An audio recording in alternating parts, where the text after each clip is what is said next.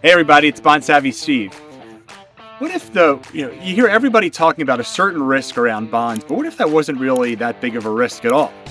And that risk is about call risk. And so we're here in this beautiful telephone park in New Jersey where AT&T used to test telephone poles to talk about callable bonds. Now, most people think, well, if a bond is callable, then there's all this risk. I'm not going to get paid or anything like that.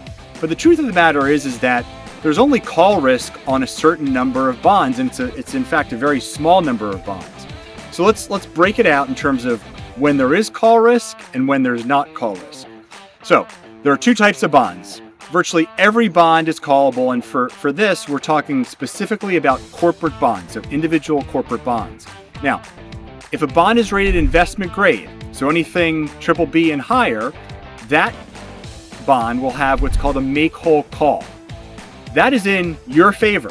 So when you see a bond that is a make-whole call, there's virtually no call risk with that, because if a company wanted to invoke that provision, it would have to make you whole for the future principal payment and interest payments at the present value. And so because that's so much, companies will never invoke it. I mean, think about it. If it's a 15-year bond, there's a lot of interest payments that are due over the next 15 years. So a company's never going to invoke a make-whole call with that much remaining to maturity. Sometimes if it's very close to maturity, but by and large, if it's an investment grade bond, a make-whole call bond, there's virtually no call risk.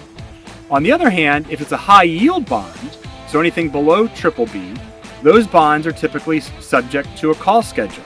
And all that is that, let's say it's a 5-year bond, and the bond might be callable on a specific date, and let's say in 2 years, at a certain price.